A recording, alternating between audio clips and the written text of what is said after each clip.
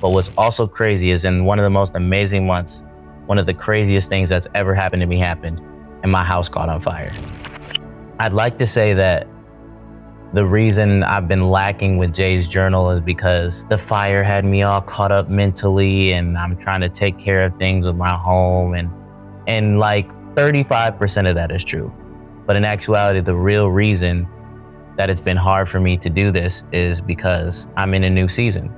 After the fire, it really threw me into an uncomfortable and unfamiliar situation where life as I knew it is completely different now. February was one of the most life-changing months that I've ever had. My career, my purpose, my faith, I felt like everything was in a flow. Everything was in alignment. Like, whose house catches on fire? I'm sorry, part of me is still processing this. But anyways, I involuntarily got thrown into a new season. In this new season, 3 things are happening. 1, a new season means new growth. So I'm finding myself in situations where I'm having to grow in areas I've never had to before, whether it's in managing how I manage my relationships, how I manage my work-life balance, or whether it's how I stay consistent and make time for things like Jay's journal.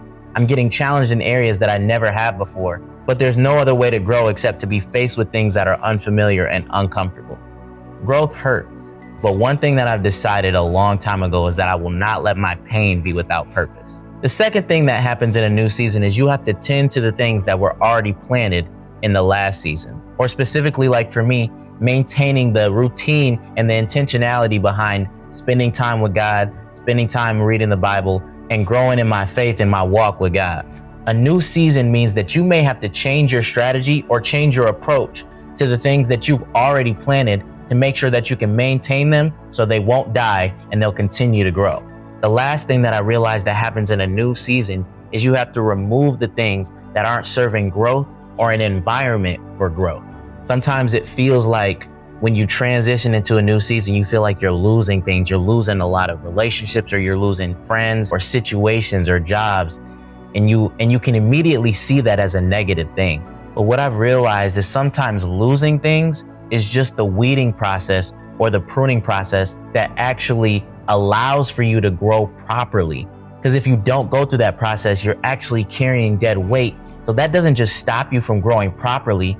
Carrying dead weight will have you stuck at a place of growth without even realizing the potential that you could have.